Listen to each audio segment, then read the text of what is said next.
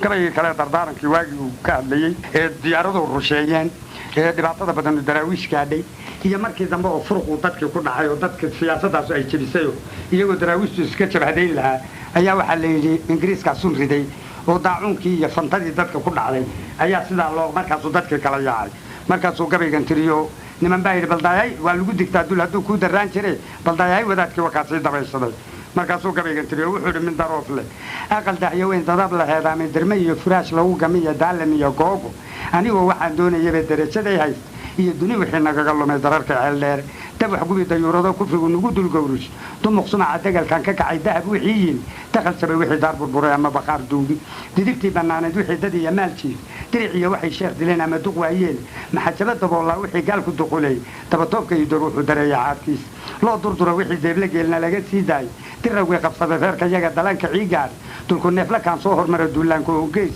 danla'aanta ay nugu faleen darab nijaaseedku dooyaha shamaalkaa haddii dakhalka loo laabo marunbaa dabaylaha galaa kor u dandaanshaan oo doofaaradii ku jiray daraxu canshaay dabro cudur addoomi iyo furuq waxa dadkii xaaq annagu diidi mayno mar baa daaye noo wacay ninkii tiisa loo daynayaa igu diirsaday kolna haddaan cid laga daynahayn mawdka dabaqiisa kuwa haatan nugu diganayo dan iyo ceeshiin dankaraarigii nugu dhiciyo webi dabaashiis inkastoy dalleel naga dhigeen dooxna nugu caymo dufulaaladii naga hadhow dan iyo ceeshiin doodna waxaan u leeyahay dadkeeda hadalka dayn waay nimayow damiinnimada waa lagu dulloobaay dadku wuxuu jeclaystaan waxaan duxi ka raacayn dagaalkii nasaarada anaa daalib ku ahaaye dalka malihid anigaa ku idhi doora weynaa daliilkii rasuulkii anaa doonayoo helay anaa diiday maantuu lahaa deeqani u hoy diintayda anigaan ku gadan dabaqi naareed anaan labada daarootan hore darajad moodayn markay duusha gaalada anaan daabadda u rarin goortay dareeraan anaan diiradda u qaban anigaan dariiqiya waddada dowga sii marin doofaarka eyga anaan darajadaynayn faranjiga dariiskale anaan daarihiis gelin anigaan dariiqada alliyo diinta caasiin